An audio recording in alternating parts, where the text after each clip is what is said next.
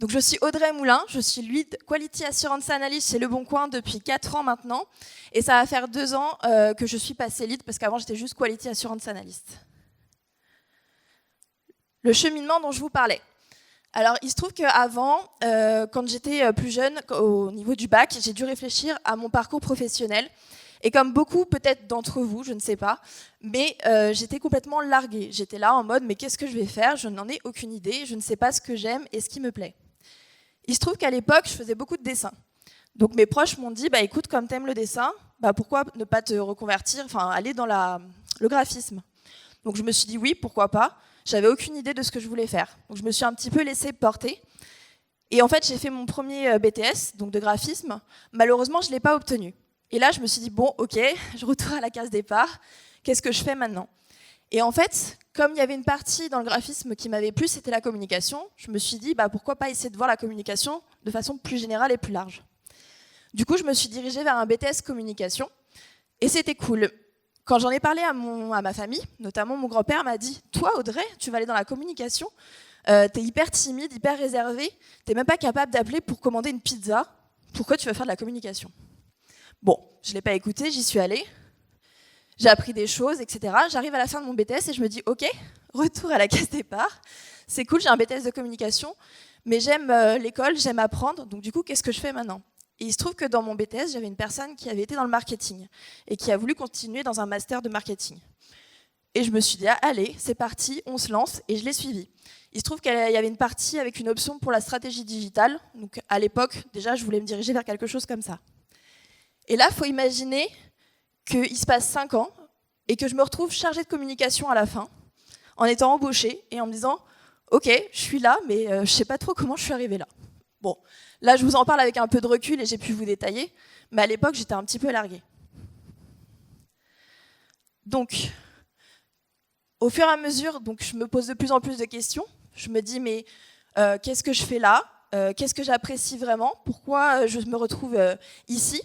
Je me rendais compte aussi que je procrastinais beaucoup dans mon ancien travail. À chaque fois qu'il fallait me lever le matin, j'avais pas envie. À chaque fois qu'il fallait faire des choses, j'étais pas motivée. Et je me suis dit, ok, je pense qu'il y avait un vrai problème. Un autre truc qui m'a marqué, c'est que en étant dans la communication, des fois, on doit prôner des valeurs pour l'entreprise ou pour les dirigeants, etc. Et parfois, je devais prôner des valeurs qui étaient complètement en opposition avec les miennes. Et ça me faisait vraiment bugger, c'est le cas de le dire. Donc là, je vous parle de tout ça, toujours dans les 5 ans qui se passent. Donc forcément, on ne va pas se mentir, le travail, c'est une part importante dans notre vie. Si on n'est pas bien au travail, souvent, ça a des impacts sur notre vie personnelle. Et moi, c'est ce qui s'est passé. Du coup, ça m'a fait me poser beaucoup de questions. Je me suis remis en cause. Je me suis dit que je n'avais peut-être pas de valeur. Où étaient mes capacités? Bref, je me sentais de plus en plus incompétente. Et les doutes étaient de plus en plus présents. Dans la vie, souvent, pour amorcer un changement, il faut un déclencheur. Le mien, ça a été la naissance de mon fils. Alors, je vous rassure, c'est pas un chat, c'est un vrai enfant. Et du coup, ça m'a fait un électrochoc, parce qu'en fait, il m'a regardé dans le blanc des yeux et je me suis dit, ok, comment je peux faire en sorte qu'il soit fier de moi? Et comment je peux faire en sorte d'être fier de moi aussi? Comment je peux après lui expliquer ce que j'aime, les valeurs que j'ai envie de lui expliquer à travers le travail, si je ne suis pas capable d'avoir un métier qui me plaît? Donc, ça m'a fait me poser beaucoup de questions. Là, il faut imaginer que je suis actuellement au chômage, puisque le domaine de la communication, je ne sais pas si vous le savez, mais c'est un domaine qui est assez compliqué. Il y a beaucoup de candidats et peu d'offres.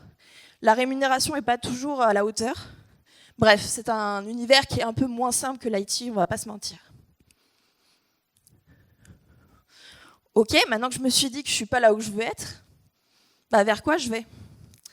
Et une des premières questions que je me suis dit, c'est qu'est-ce qui me plairait? Et comme mon enfant venait de naître, je me suis dit, bah peut-être que je vais me retrouver dans la petite enfance, à m'occuper des enfants. Après, je me suis rendu compte que s'occuper d'un enfant, c'est bien.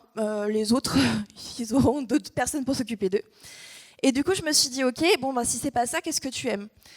Et là, je me suis dit, ok, t'aimes bien les nouvelles technologies, t'aimes bien télécharger des applications, t'aimes bien les derniers téléphones, suivre un peu la veille technologique. À l'époque, j'aimais bien aussi, c'était télécharger des applications et les retourner dans tous les sens. Mais c'était surtout d'aller voir les fonctionnalités que les gens ne connaissaient pas. Et je savais pas que c'était un métier à l'époque, et moi j'adorais aller voir ça, quoi. Donc du coup, je me suis dit, ok, c'est cool, on a les nouvelles technologies comme base. Ensuite, dans les nouvelles technologies, c'est assez large comme domaine. Je me suis dit, ok, je vais peut-être me rapprocher des gens qui sont dedans. C'est peut-être eux qui vont m'aider à me parler un petit peu de l'univers, à me parler des métiers qui existent, pour que je puisse voir. Je connaissais le métier de développeuse, parce qu'il y a pas mal de gens qui en parlent, et j'avais pas mal de proches dans la tech qui étaient développeurs, mais ça ne me semblait pas adapté à ce que je voulais. Donc du coup, j'ai été les questionner, j'ai rencontré des DevOps, j'ai rencontré plein de profils, des gens qui étaient aussi dans l'infra, et ils m'ont un peu expliqué les valeurs finalement qu'il y avait dans l'entreprise, ce qu'on pouvait retrouver comme la communication, l'agilité, la bonne entente, la remise en question, des choses comme ça. Et en fait, tout de suite, je me suis dit, ok, c'est des choses qui me parlent et ça me donne envie. Maintenant que j'ai entendu parler de différents métiers, il se trouve qu'à ce moment-là, parce que le hasard parfois fait bien les choses, c'est que j'ai une amie en fait qui était chargée de ressources humaines, enfin chargée de recrutement dans les ressources humaines, et qui venait de faire une reconversion dans le métier du test. Et je me suis dit, ok, ça remplit les 2 premières cases, je vais aller voir si son métier pourrait me convenir. Et donc elle a commencé à m'expliquer en quoi consistait son métier. Donc qu'elle faisait des tests, qu'elle était en relation avec des gens, qu'elle devait communiquer, qu'elle devait avoir un esprit de synthèse. Enfin voilà, elle a essayé de me faire une liste un petit peu de ses missions au quotidien. Et là, je me suis dit, ok, il y a quelque chose d'intéressant. Je vais essayer de me renseigner sur comment je peux arriver à ce métier. Et on va pas se mentir, c'est que quand on dit à sa famille, bon, ça fait 5 ans, j'ai investi 5 années de ma vie dans un cursus, et là, je veux tout envoyer à la poubelle, entre guillemets, et recommencer. Donc c'est légitime, ils ont eu un petit peu peur. Ils m'ont dit, oh là là, tu as un enfant, tu es au chômage, tu veux te relancer dans quelque chose. Et en fait, c'est quand ils m'ont dit ça que j'ai compris qu'en fait, c'était exactement ce que je voulais faire. C'est-à-dire qu'au début, j'ai été un petit peu poussée, mais là, c'était une action que moi, j'avais prise à titre perso, et j'en étais convaincue. Donc du coup, je me suis dit, ok, maintenant c'est bon, j'ai le métier, il faut que je sache comment je peux le faire. J'ai recherché des formations, c'était le premier point à faire, et donc du coup, j'ai commencé à postuler en ligne. Il y avait pas mal de centres de formation, je pense qu'il y en a certains d'entre vous qui en connaissent. Et ce qui est particulier, c'est que souvent, quand on fait une reconversion, ils demandent de faire les tests de logique. Alors, je ne vous cache pas que j'ai jamais compris, même encore aujourd'hui, pourquoi on demande ça, mais si quelqu'un a la réponse un jour, je le veux bien. Mais en tout cas, j'étais une brêle en test de logique. Donc du coup, je me suis donnée à fond, j'ai pris des livres, j'ai acheté des livres. Alors c'est marrant quand on rejoint la tech d'acheter un livre, ça m'a fait rire. Et j'ai bachoté du coup ces livres pour pouvoir justement arriver après à faire ces tests de logique. Bon, ça a été assez compliqué parce que souvent quand on se reconvertit, le format c'est d'avoir une formation, mais d'avoir une entreprise qui nous recrute par la suite. Et c'est là que les problèmes arrivent. Erreur 404. Je me suis retrouvée face à des entreprises qui m'ont passé en entretien et qui m'ont dit « Oh, mais j'aime bien votre profil, hein, mais revenez quand vous aurez de l'expérience. » J'ai eu l'impression de retourner en alternance 5 ans auparavant. Je pense que ce qui a été compliqué, c'est que mon univers à moi, avant, était complètement éloigné de la tech. Je n'étais ni dans le domaine, ni dans le milieu, ni dans le métier, enfin bref, j'étais complètement éloignée. Et donc je pense que souvent les entreprises, elles étaient peut-être plus rassurées quand les gens avaient un milieu qui était assez proche pour une reconversion. Et là, il y a eu le Bon Coin. Alors je me rappelle très bien de ce moment-là, j'étais assise sur mon canapé en train de postuler comme d'habitude. Et là, j'ai reçu un mail de Pôle emploi qui me disait n'hésitez pas à rejoindre une reconversion, enfin une POEI à l'époque, ça s'appelle toujours comme ça d'ailleurs, et c'était en partenariat avec Le Bon Coin, et l'idée c'est de créer une promotion qui s'appelle les Fantastiques, donc je pense que vous aurez remarqué le jeu de mots de folie, et l'idée c'était de se dire, ok, dans la tech c'est principalement masculin, on va essayer de féminiser la tech en prenant 5 femmes issues de mondes totalement différents, et de les faire venir chez Le Bon Coin, pour les former et les intégrer dans les équipes. Donc j'ai postulé. Je ne sais plus vraiment si j'y croyais ou pas, mais je me suis dit de toute façon c'est le métier que je veux faire, donc j'y vais. Et à ce moment-là, le seul moyen que j'avais pour essayer de les convaincre, c'était de passer par la lettre de motivation. J'ai essayé de tout donner. Visiblement, ça a marché, puisque on a pu passer, donc je dis on parce que du coup, il y a 5 personnes qui ont été prises pour aller chez Le Bon Coin. Donc on a pu passer des tests avec la société de formation, et avec Le Bon Coin qui nous recrutait. Et je pense que c'était un des meilleurs entretiens que j'ai pu avoir de ma vie, parce que on a passé un entretien dans la bienveillance, on a bien rigolé, enfin vraiment c'était un entretien où je me suis sentie bien à l'aise, et je me suis dit ok, ça me conforte, quoi. Je vous parle de formation, du coup, une fois que je suis acceptée, il faut que je fasse la formation. Et un des prérequis pour être recruté chez Le Bon Coin, et notamment dans cette POI, c'était de passer l'ISTQB. Si vous voulez, on en parlera après dans les questions, mais j'ai un avis là-dessus. Du coup, on l'a obtenu, puisqu'on est chez Le Bon Coin maintenant. Et la théorie, c'était assez intéressant. Par contre, ce qui était un petit peu gênant, c'est qu'on voyait principalement du cycle en V, et chez Le Bon Coin, on est en agilité. Donc du coup, ça a créé des petits malaises. Et il y a surtout un truc qui m'a frappé pendant cette formation, c'est que j'avais pas du tout à concevoir le métier et à le projeter, en fait. C'était de la théorie, mais je ne sais pas comment vous expliquer, j'arrivais pas à palper les contours. Et donc j'avais qu'une envie, c'était de me retrouver dans l'entreprise pour me dire ok, je mets les mains dans le cambouis et je vois ce que ça fait. Et là, je me retrouve Quality Assurance Analyst chez Le Bon Coin. Donc il faut savoir, comme je vous ai dit, que ça va faire 5 ans maintenant que j'y suis. Je suis dans une équipe qui s'occupe de la messagerie. Donc je gère tous les contacts entre les utilisateurs. Quand vous achetez sur Le Bon Coin dans la messagerie, si vous trouvez des bugs, vous saurez à qui vous pouvez vous adresser. Et du coup, ça va faire 4 ans que je suis dans cette équipe. Et voilà, c'est plutôt cool parce que je retrouve vraiment tout ce que je voulais, c'est-à-dire la transversalité, la bonne entente, la communication, la remise en question. Ça, c'est quelque chose que j'apprécie beaucoup, de pouvoir se dire, ok, on a fait des erreurs, comment on fait en sorte de ne plus les reproduire, comment on fait en sorte de s'améliorer. Et ça, c'est vraiment quelque chose de super cool. Je vous parle du métier de Quality Assurance Analyst. Je sais qu'il y a des définitions différentes dans le métier du test. On a des nomenclatures différentes. Chez Le Bon Coin, ce qui se passe, c'est qu'on est en gros la qualité et l'affaire de tous. Je pense que vous en avez entendu parler un peu aujourd'hui. Et l'idée, c'est qu'on est là en fait du début à la fin. En gros, on est là depuis les spécifications avec le PO jusqu'à la mise en production. On peut être capable de rechallenger les spécifications, mettre en avant les edge cases. On est là aussi pour faire les plans de test. On organise des testing sessions, parce qu'on essaye de se dire qu'en fait, un QA qui joue ses plans de test tout seul, c'est pas forcément drôle, il les a écrits. Les jouer, il n'y a peut-être pas de plus-value, donc on essaie de le faire avec l'équipe. Et on essaye aussi de rechallenger les KPI qu'on peut mettre après quand il y a une mise en production pour essayer de se dire comment on fait en sorte de mesurer la qualité de notre produit au moment où il sort. On détecte bien sûr les bugs, mais on n'est pas les seuls à le faire chez Le Bon Coin. Alors, il se passe donc 1 an, et au bout d'1 an, je passe Lead Quality Assurance Analyst d'une guilde de 45 personnes. Chez Le Bon Coin, on est 45 QA. Ça fait un petit paquet de monde quand même, mine de rien. Ce qui est assez cool, c'est qu'on se réunit en fait toutes les 2 semaines, donc on a des sprints de 2 semaines, et on se réunit sur une journée complète, en fait entre pairs, et on se partage les bonnes pratiques, les outils qu'on aime bien, on se partage plein de choses.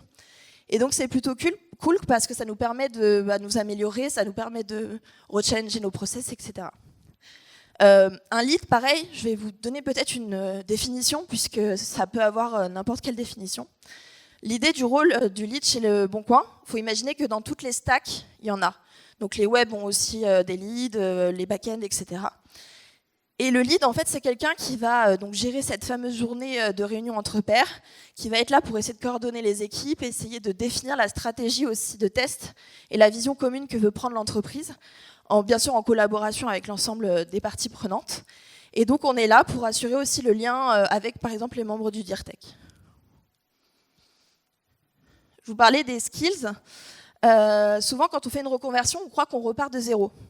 Mais en fait, c'est pas vrai. Quand on fait une reconversion, on a un bagage à ce moment-là.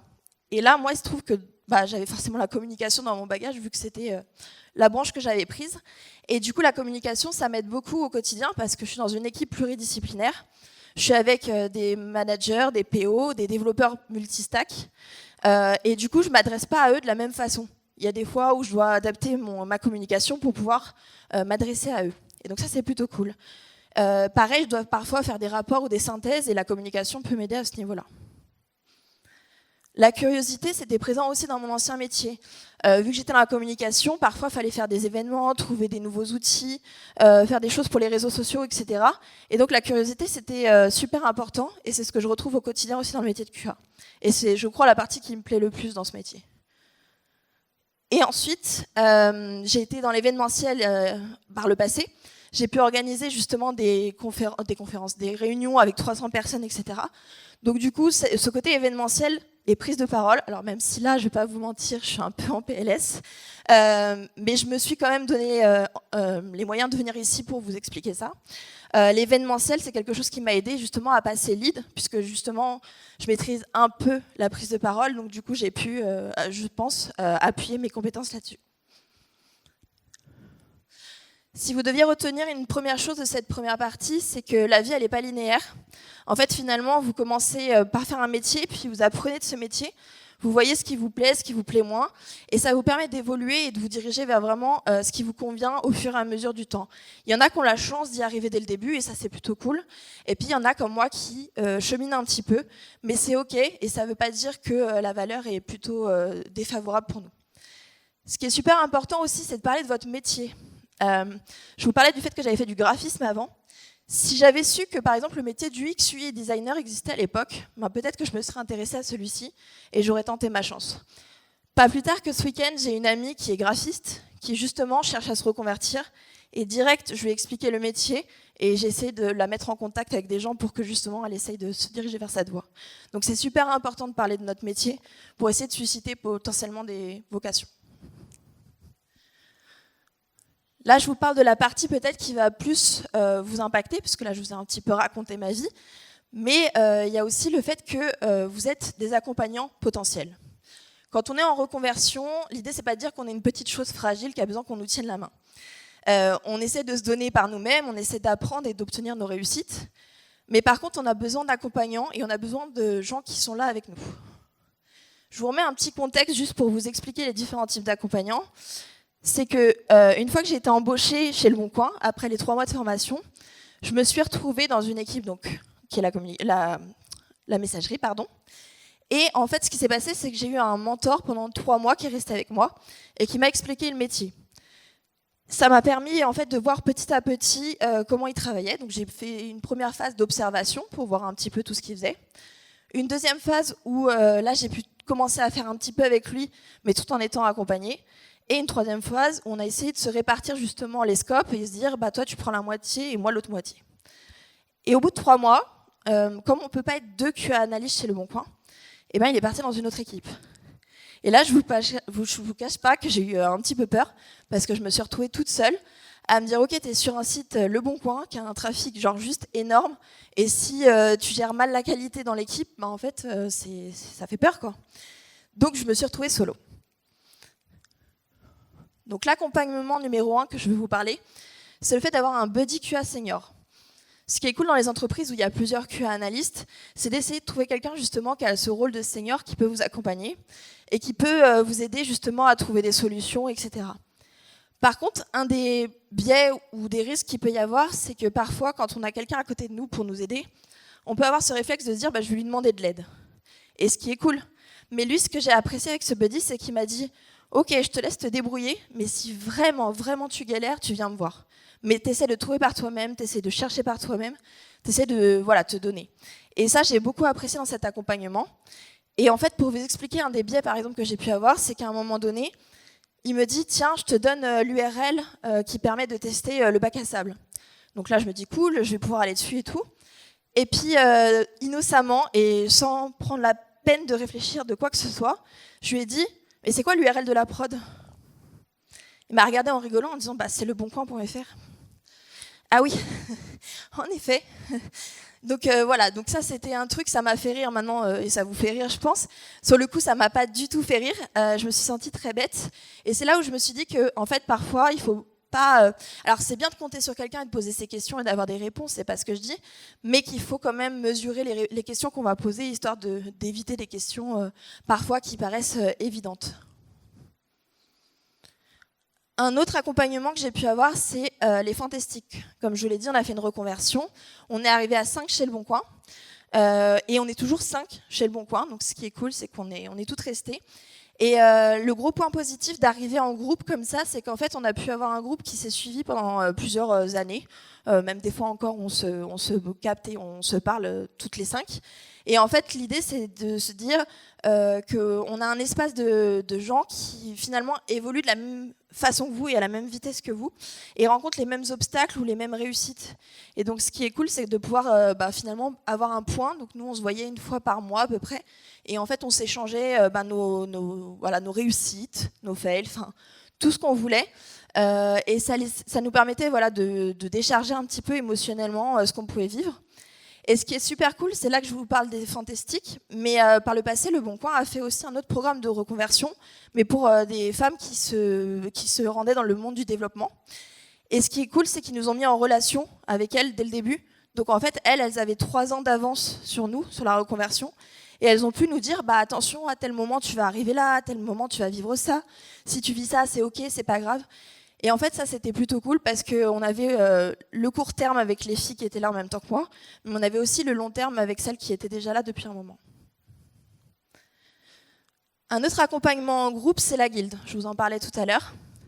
Ce qui est cool avec la guilde, c'est un endroit où on se réunit, on a la journée entière, donc c'est vraiment une chance qu'on a chez Le Bon Coin de pouvoir se réunir et de dédier un jour sur le sprint. Et c'est un endroit où on peut partager librement tout ce que je vous disais tout à l'heure. Et il se trouve qu'à un moment donné, un développeur m'a donné une branche pour tester. Il m'a dit, va tester, c'est un développeur web, donc va tester sur cette branche. Je me prends mon plan de test, je commence à le dérouler, je trouve des trucs bizarres, à un moment ça marche, à un moment ça marche pas.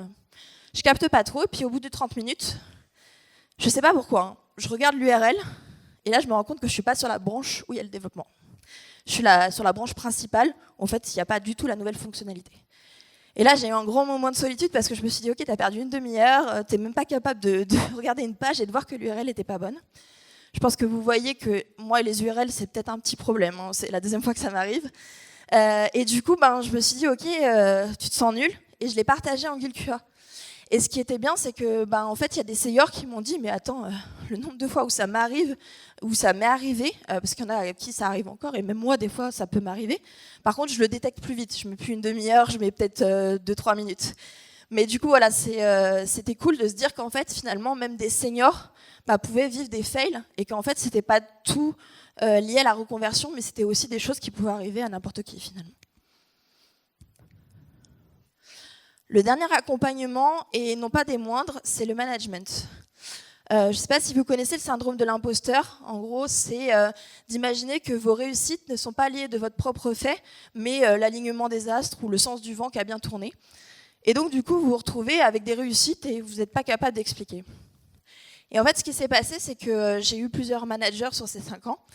Et ce qui a été cool, c'est qu'on a établi une relation de confiance avec ces managers. Enfin, j'ai établi une relation de confiance avec ces managers. Et j'ai pu leur parler librement de mes soucis. Donc, pas forcément dire que mes réussites, mais oser dire « je n'arrive pas à faire ça » ou « j'ai besoin d'aide sur ça », etc. Et très rapidement, j'ai pu leur parler de ce syndrome-là. Et ce qui a été bien, c'est qu'à l'époque, quand je suis passée de Quality Assurance Analyst à Lead, j'ai pas trop bien compris comment justement j'étais passée de l'un à l'autre. Pour moi, en fait, j'étais juste là au bon moment et c'était comme ça. Et en fait, le manager a pu prendre des faits et me faire du factuel et me dire, en fait, t'as fait ci, t'as fait ça, ça a donné ci, ça a donné ça. Et en fait, le fait d'avoir cette prise de recul par quelqu'un d'extérieur qui met en avant des faits, les faits, on peut pas les rechallenger, en fait, c'est des faits. Et ça aide à prendre conscience que, ouais, ok, on a un peu évolué quand même. Donc si je devais résumer cette dernière partie qui est sur l'accompagnement, c'est que c'est important d'être bien entouré, comme vous l'aurez vu. C'est important d'avoir des groupes différents pour nous entourer, que ce soit des groupes en one-one ou des groupes, des grands groupes. Ce qui est bien, c'est qu'avec le premier, comme je vous ai dit, le fait d'avoir mon buddy, j'ai pu lui poser des questions, il était dispo quand j'avais besoin, mais dans sa démarche et le fait de me dire, en fait, tu te débrouilles et je suis là vraiment que si tu as besoin, ça m'a permis de gagner en autonomie. Le fait d'avoir un groupe avec les fantastiques, en fait, finalement, ça m'a permis de ne plus me sentir isolée, parce que je me retrouve avec des personnes qui vivaient la même chose que moi. Et au niveau de la guilde, ça permet d'apprendre, puisqu'on se rend compte que les seniors et les juniors, parfois vivent les mêmes choses. Et en fait, on peut niveler par le haut, parce que les seniors, finalement, nous font monter en compétences.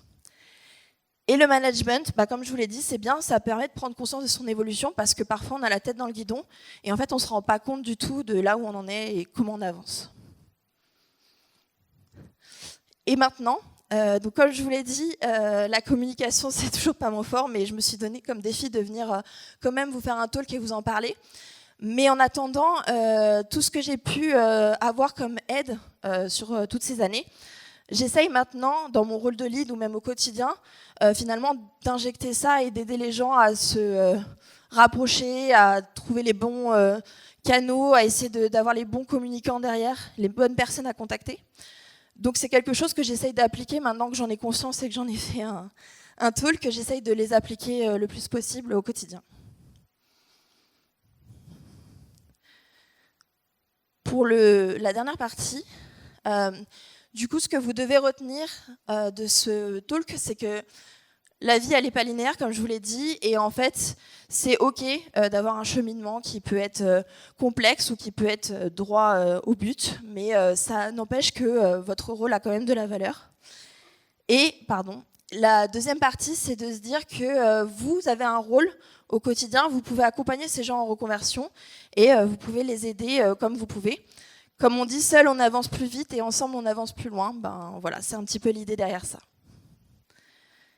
Voilà, j'ai fini. J'espère que ça vous a plu. Et si vous avez des questions, je suis disponible.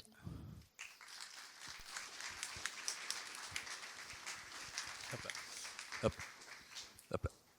Merci Audrey. Donc on a des questions qui nous ont été posées. Quel est votre avis sur la certification ISTQB dans un parcours de reconversion ? J'aurais pas dû lancer la perche, je crois. Mon avis, c'est que c'est cool, ça fait un badge. Il y a des entreprises qui sont assez contentes de l'avoir pour pouvoir justement justifier lors d'un recrutement qui, à mon sens, ça me paraît un peu old school. Les compétences sont pas tant sur les certifications qu'on obtient, mais plutôt sur l'expérience qu'on a sur le terrain. Moi, je fais souvent une analogie avec l'ISTQB. C'est que pour moi, c'est un peu comme le code de la route. On apprend, on bachote, on recrache le truc, on obtient sa certification, c'est cool. Mais par contre, c'est un peu comme le code de la route. Des fois, en fait, vous devez vous arrêter à un stop, normalement. Bon, tout le monde ne le fait pas, mais normalement, on doit s'arrêter à un stop. Et en fait, des fois, il y a un danger. Et vous ne pouvez pas vous arrêter à stop. Et vous êtes obligé de passer sur le stop et de continuer à rouler. En fait, c'est un peu la même chose pour moi, l'ISTQB. C'est que des fois, en fait, il y a des choses très figées. Et en fait, finalement, il faut un peu... faire autrement que ce qui est dit dans l'ISTQB. Voilà. Merci. Il y a Simon qui va passer dans la salle avec un micro, c'est des questions à poser. Il y a une autre question qui a été posée. Vous êtes 45 QA au Bon Coin, vous êtes chacun dans une équipe de développement qui fait le testing de la QA ou bien l'équipe ? Yes, alors on est 45 Quality Assurance Analyst, donc on va dire coach qualité, testeur AK, testeur manuel, et on a des Quality Engineers aussi qui sont là. Tout ça pour dire que du coup on est une 60aine d'équipes, donc il n'y a pas un QA dans chaque équipe. L'idée c'est qu'on ne recrute pas de nouveaux QA pour l'instant, mais on essaye justement d'amener le rôle de coach qualité et d'essayer de faire en sorte que la qualité soit l'affaire de tous, comme je vous disais tout à l'heure. Donc du coup, je ne sais plus si je réponds à la question, mais c'était ça l'idée. Après, je vous parlais des QAE, si vous voulez une précision. Historiquement, ils faisaient ce qu'on appelle les sanity, donc c'était les tests automatisés qui arrivaient en bout de chaîne et qui concernaient toutes les fonctionnalités du Bon Coin. Donc je ne sais pas si vous imaginez, c'est un truc genre énorme. Et comme il y a 60 feature teams, dès qu'il y a un changement, en fait là maintenant c'est super compliqué. Donc comme on a revu la stratégie qualité il y a maintenant 3 ans, on a dit on arrête de faire ces tests automatisés de bout de chaîne et on essaie de faire du shift left et de tout ramener en avant. Et du coup maintenant ces tests automatisés sont plus faits à la fin, sont plus faits par les QAE, mais ils sont faits décidés avec l'équipe et c'est les développeurs maintenant qui ont la responsabilité de faire ces tests. Et le Quality Assurance Analyst est là pour re-challenger et aider le développeur à concevoir ces tests en essayant d'imaginer les cas et du coup après le développeur peut les exécuter, les développer.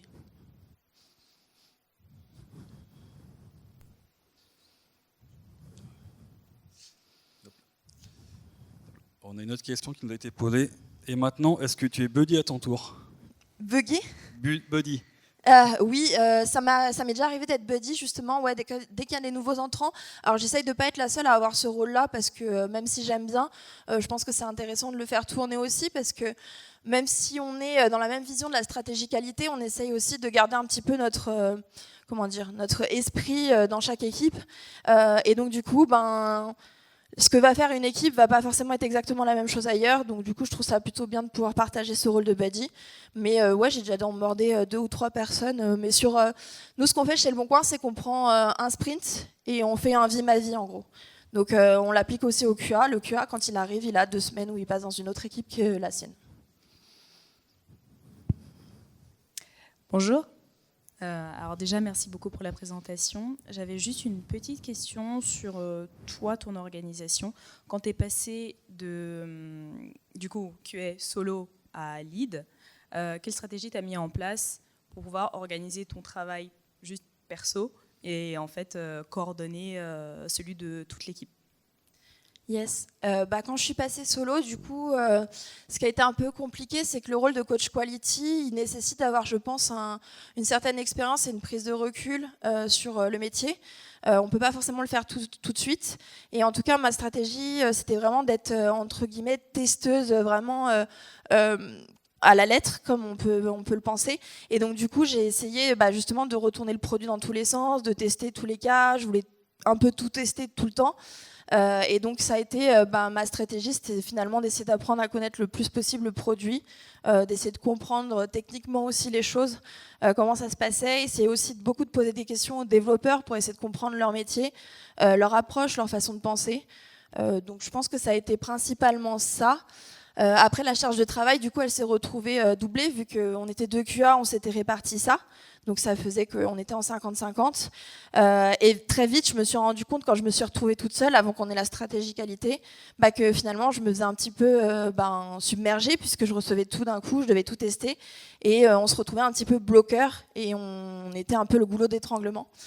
Donc ça a été quelque chose d'assez compliqué à gérer. Mais après, justement, on a mis en place la stratégie qualité, et ça a permis de désamorcer un petit peu ce truc-là. Je ne sais pas si ça répond à la question. Encore une question dans la salle?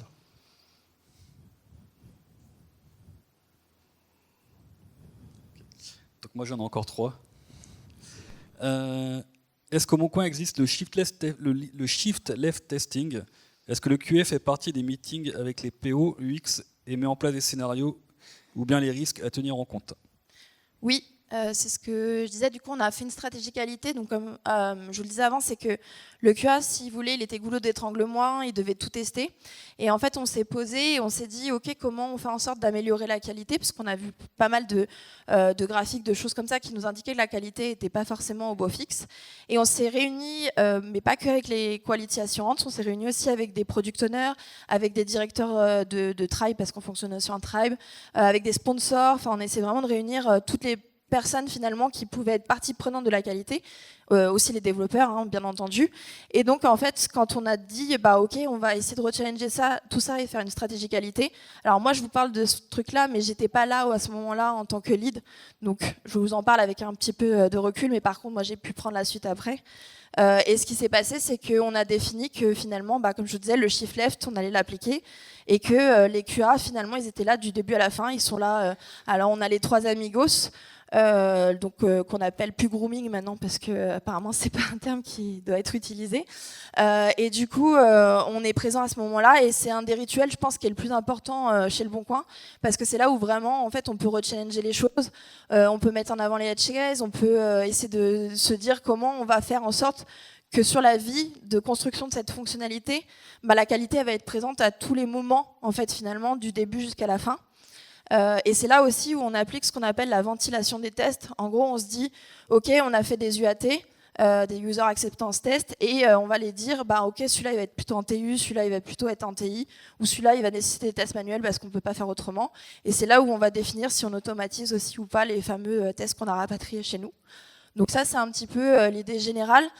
Après, ce qu'on parle du principe, c'est que les tests, comme je vous disais tout à l'heure, c'est que le QA qui fait un plan de test, C'est cool, il a le plan de test, mais il n'a aucune plus-value à le jouer lui-même. Donc on essaye le plus possible de pousser des testing sessions en groupe pour qu'en fait finalement le QA il ait plutôt une valeur ajoutée sur les tests exploratoires et non pas sur les use cases qui sont déjà prédéfinis et déjà réfléchis et pensés. Et ensuite, après la mise en production, les monitorings, c'est très souvent les back-ends qui vont les mettre en place. Mais on peut être tout à fait légitime de dire au moment du grooming, en fait, est-ce qu'on veut mesurer, par exemple, qu'on a un bon SLO, SLA, qu'on n'a pas trop d'erreurs 500, à quel seuil on veut programmer ça, etc. Donc on n'a pas forcément la connaissance technique, puisqu'on n'a pas tous un bagage technique chez les QA, mais en tout cas, on est tout à fait légitime pour poser la question et rechanger les choses. Je ne sais pas si ça répond à la question. Une autre question, à quel niveau le manque d'un background technique t'a posé des soucis après la reconversion? Attends, tu peux la refaire? À quel niveau le manque d'un background technique t'a posé des soucis après la reconversion? C'est une très bonne question. Ça me pose encore des soucis aujourd'hui. Après, je suis partie du principe de me dire, ok, j'ai pas un bagage technique. Entre guillemets, il n'y a pas de questions cons, donc je pose toutes les questions que je peux et que j'imagine. J'essaye surtout de créer un climat de communication avec les développeurs pour justement essayer de comprendre leur métier, essayer de comprendre leur bloqueur, enfin voilà, d'essayer finalement de trouver le curseur entre j'essaye de les comprendre, mais je garde quand même mon côté un petit peu extérieur, orienté produit et neutre.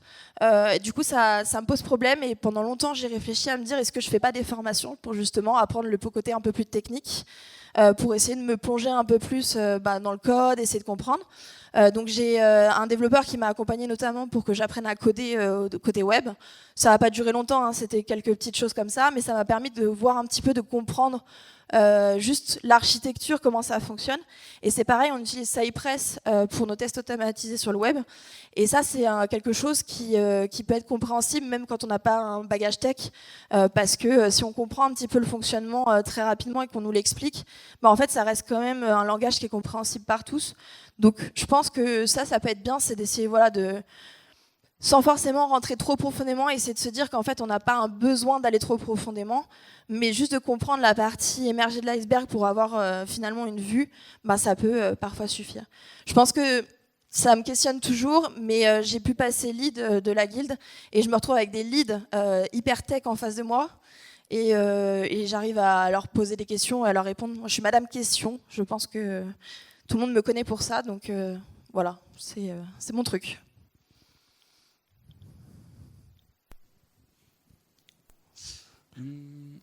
Il y a une part importante du test qui nécessite des notions du X. Est-ce qu'il y a des ponts entre ces compétences dans tes équipes?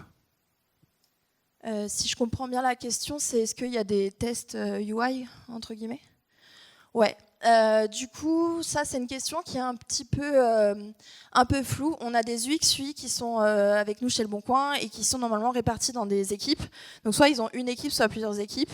Ce qu'on essaye de faire, c'est de mettre en place la design review. Donc, c'est-à-dire qu'en fait, on sollicite l'UX, UI de notre équipe pour qu'ils fassent les tests justement de design review. Mais parfois, ils n'ont pas forcément le temps.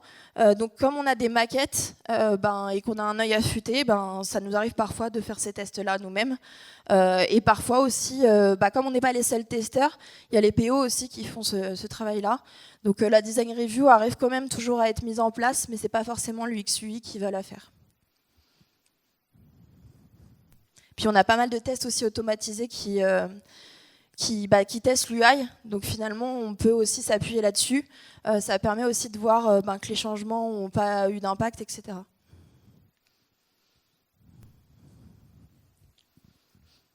Pourquoi cette vie?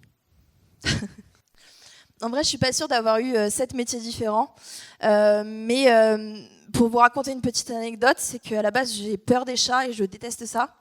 Là, depuis 1 an, maintenant j'ai 2 chats chez moi. Du coup, ça m'a fait assez rire et je me suis dit, ok, comment j'ai pu changer là-dessus et passer d'un extrême à l'autre. Et en fait, ça m'a inspiré pour le monde Montaules parce que je me suis dit, finalement, je me suis réinventée à chaque fois. Donc, du coup, je trouvais ça plutôt drôle de l'associer à ce sujet.